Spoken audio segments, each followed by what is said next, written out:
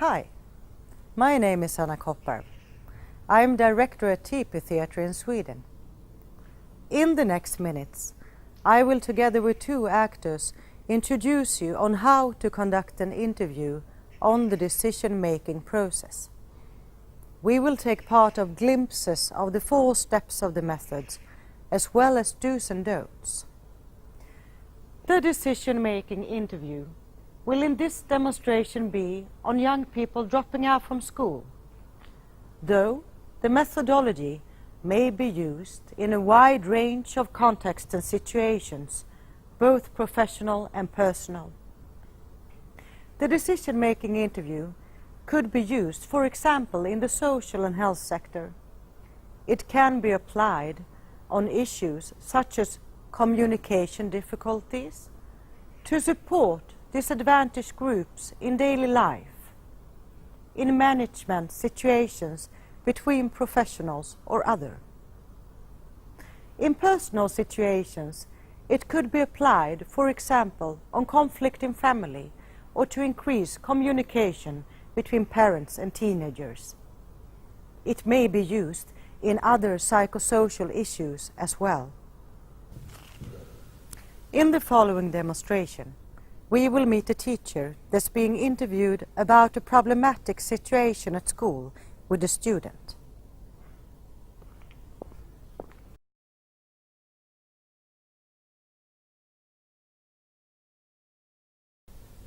In this first step, the interviewer will ask for a description of a situation that the narrator has been a part of. Remember to, as an interviewer, keep a neutral but friendly attitude. Listen and take notes. And stop the narrative based on appropriate criteria like "that's it" and "don't." Interrupt the narrator.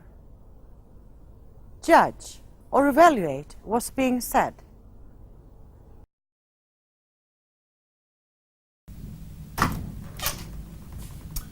Hey, thank you.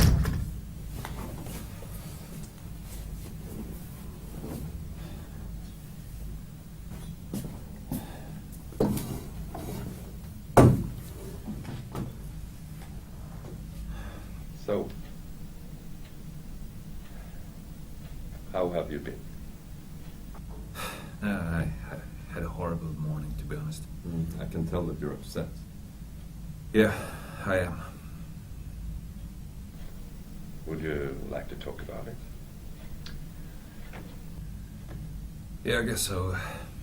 I don't know, I had a really stressful morning, and I didn't get much sleep, and I'm not really sure why, but when I got to school, there was a big argument, and it was absolutely the least I needed, so... So, what happened? It's a student in my class. It's a boy. His name is Andrew, and it's been disputes over and over ever since he started my class the last semester. And I don't know. His parents got divorced recently. I'm not really sure if that's got anything to do with it, but I heard it was kind of turbulent. His father left for another family, and ever since then his grade has dropped, and now he can't get along with anybody, not nor in class nor the teachers.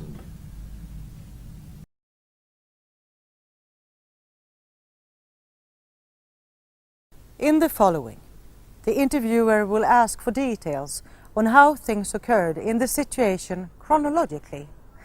The interviewer should try to fill out blanks in the narrative by using questions like what, where, and then. The interviewer should also try to identify action verbs. These action verbs are being used later on in step 3. Action verbs could be word acts like I said, I showed, I asked.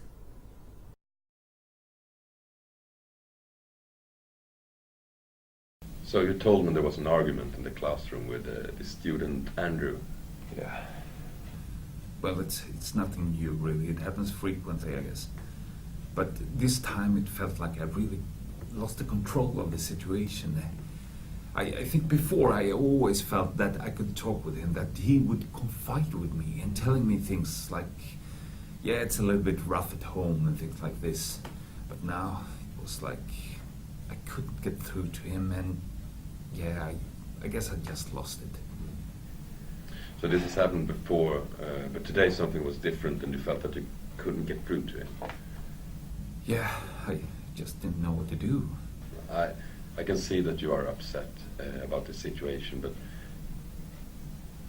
just take a deep breath and tell me how it all started. Yeah. I don't know where to begin, but... Did it start in the classroom? Yeah, I was just about to start the class, and I was at the front desk, and Andrew was sitting in the back, as he always does. I hardly ever knows what's happening down there.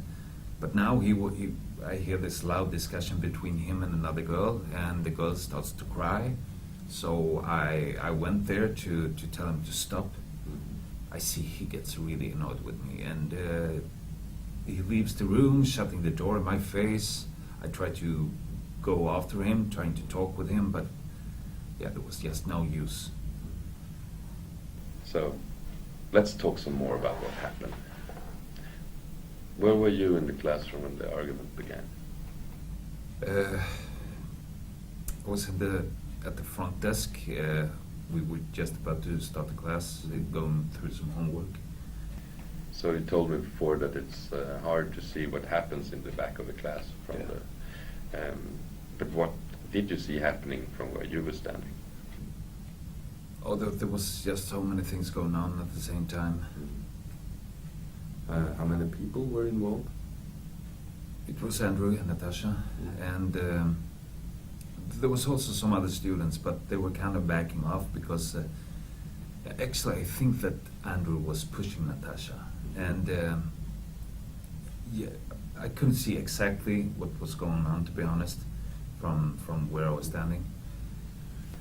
So you were standing in the front of the classroom and you see him, Andrew, pushing her. Yeah, I guess so. So was anything being said between them while Andrew pushed her? I think so, but just the act of pushing her, it seemed so violent for being him. But I also think he said some bad things. What was he saying? Yeah, he was calling her retard, and yeah, for me that's completely unacceptable. So, just as I understand you, after he pushed her, you say that he called her these things. And after that, and before you went up to him, anything else happened? It's hard to remember really, but It's understandable. she started crying, and when she started crying, I saw that Andrew was about to leave the room, and so I stopped him halfway. Andrew was in the back, was just about to leave the row in the back, and so I told him to stop this immediately. And what was his response? I'm not sure, really. Did he say something? No, he kept quiet. I think he was startled. I was actually quite shocked myself of how angry it came out. Well, then what happened? I told him that the two of us should go and speak separately to discuss what had happened. I also told the other class that they could continue to work on their own, and yeah, then he left, shutting the door in my face, and I went after him. And, yeah, we went to another room. What kind of room was it? It's like a chat room in school. Okay. So did anything else happen between you leaving the classroom and entering the chat room? No. We both kept quiet. He just went along a few minutes behind. So you got to the chat room, and then what happened? We kept talking for a while without getting anywhere. How did the conversation start? It was a bit tentative. Who started the conversation? I guess it was me. I said something like, yeah, you know, pushing someone is an act of violence and it will never be accepted at school. And also I said something like, do you realize that the way you express yourself may hurt other people's feelings? So what did he say? He said I should care, or I didn't understand that I should back off. What was your response? I said, why do you do this? And they say, why do you bother? And I said, because I'm your teacher and during school time you're my responsibility. Did Andrew say anything? Yeah, well, he did, but I just had to think about what he said. So. Take your time, we're not in a hurry.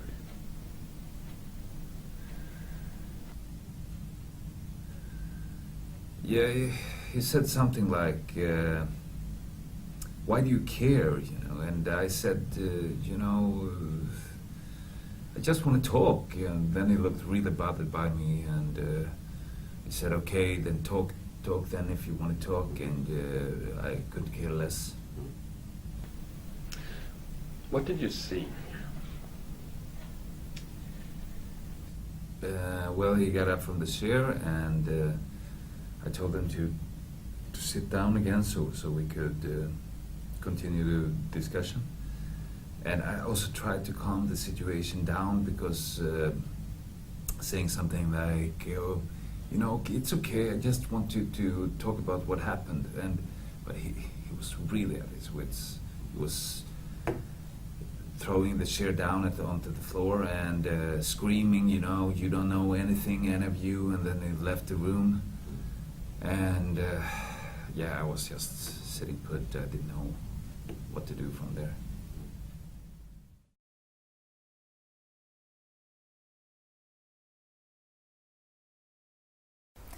Now that the interviewer, together with the teacher, has filled out all the blanks in the narrative, they will take a look chronologically at if the teacher's actions were decided or reacted, which form the decisions had, like advice, order, and so on.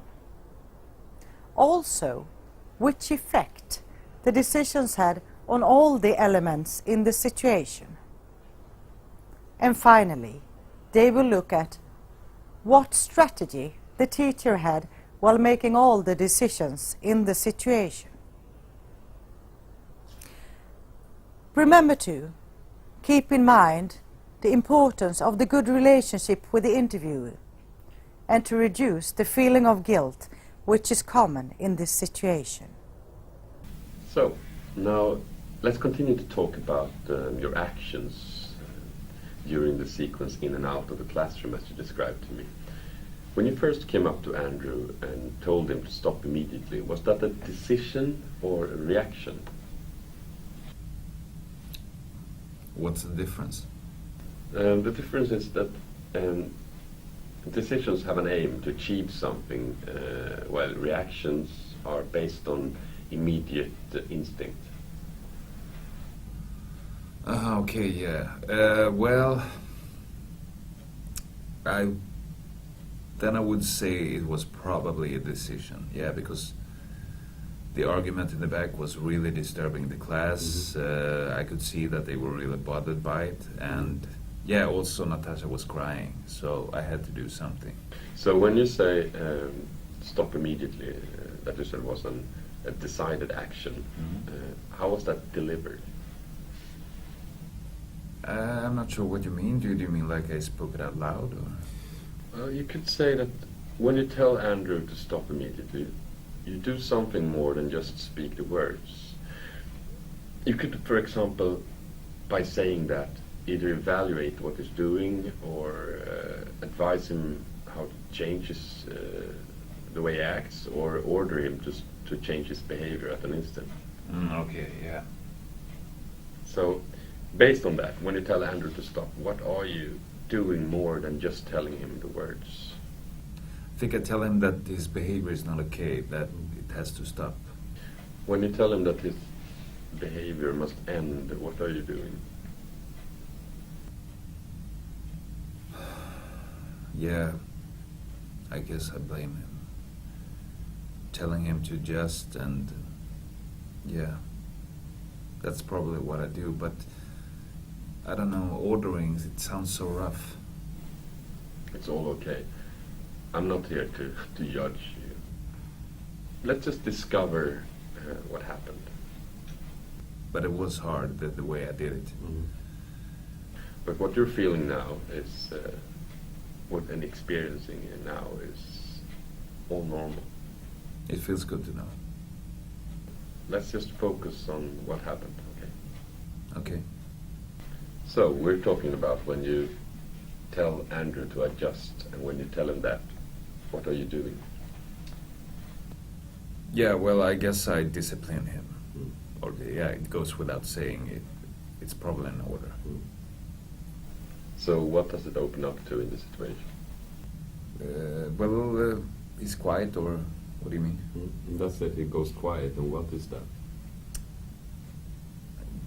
He listens, or yeah, maybe he rather obeys what I'm telling him to. Yeah. And what happens to you? Well, I'm not sure I am doing what I'm supposed to do as a teacher. I guess I solve situations. So, does the situation solve? No, I guess not. I mean, he goes quiet, maybe mumbling.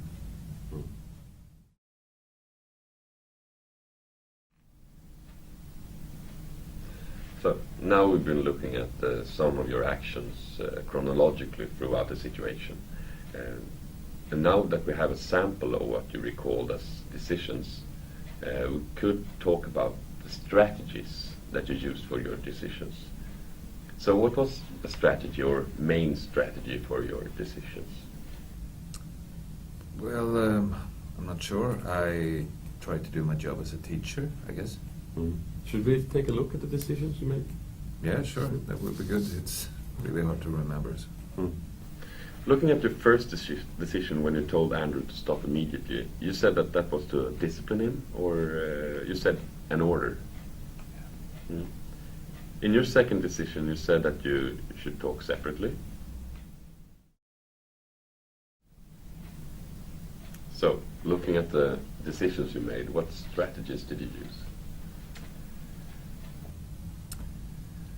Well, I guess I tried to be a responsible teacher, and but at the same time I didn't like his behavior. So I'm not really sure what you mean by strategy. Well, usually in every situation we use a strategy for our decisions, a common strategy. Let's take a look at this together. These are typical global strategies, calling for social position, beliefs, or logic, reasoning. Or the empty space here in the corner is for an alternative strategy. Okay, well, what do you mean? Well, I guess you could say that social position is when you call for the role as student and teacher and their relation to each other. And beliefs and values is when you evaluate the behavior as being negative or positive. And logic reasoning is questioning according to knowledge. So which strategies we tend to use is based on our identity, which is formed by morals of our group belonging and also by our individual thinking. I did evaluate his behavior, and I asked him to change his behavior, of course. I also did this in my role as a teacher, but thinking about it now, what I probably mainly did was refer to my role as a teacher and him as a student. So.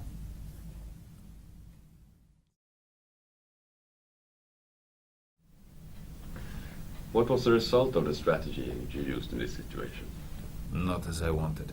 How would you have wanted it to be? I wanted Andrew to tell me what had happened, like he usually does. Did he? No, he was pretty angry at me. So what about your expectations of the strategy in this situation? To get him to tell me what had happened. Okay. So what was the result? No, he didn't. He was angry at me and he didn't want to talk with me. So there's a gap, I guess. What can you tell me about the gap between your expectations to solve the problem and the means you used? Well, I'm thinking that I should have asked him to tell me what had happened, but I just didn't listen. So your intention to listen and not doing so makes you feel guilty? Yes, because I couldn't get through to him the way I wanted to. But in this situation, you used a strategy that was known to you. You did what you could possibly do at the moment. Yeah, I guess so. But I wish I would have asked him what happened.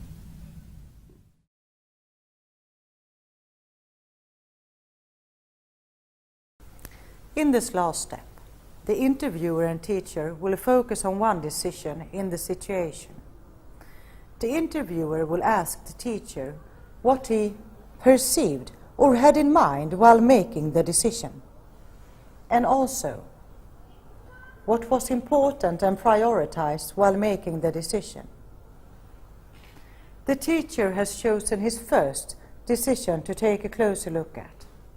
And don't continue to ask for importance before the narrator mentioned a few perceptions.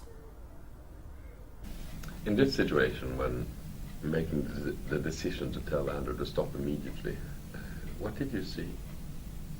Do you mean like concretely in the room, or? Let me specify. What perceptions did you take into account when making your decision, like all circumstances in the room? What do you mean by perception? Well, perception could be what crossed your mind, what you see, hear, or smell. Okay, well, I wanted to get out of the room as soon as possible. And yeah, also I was thinking about the other students, that they wouldn't be able to concentrate. Did you see or have anything else in mind at the moment? Well, honestly, I didn't want to make a fool of myself. And also, of course, I was thinking about Natasha, that she had to put out with Andrew's attitude. Which were the most important elements that you took into account when making your decision? Well, I did want to leave the situation as soon as possible. And yeah, I felt really embarrassed bursting out in front of everybody. Anything else that stood out from what you had in mind at the moment? I wanted to get out. I felt really ashamed, and also I wanted to calm Natasha down, but I was also focused on Andrew and to talk with him.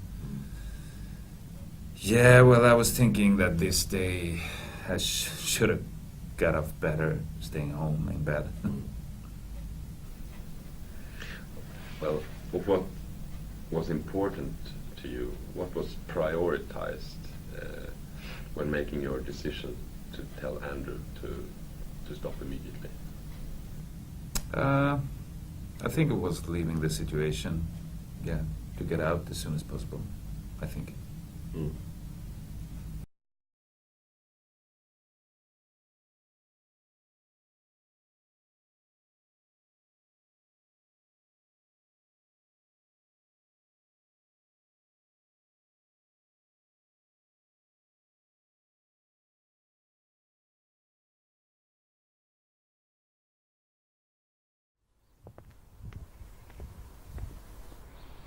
You have just been watching an introduction to the decision-making interview. We hope that the introduction has given you a brief comprehension on the method of decision-making.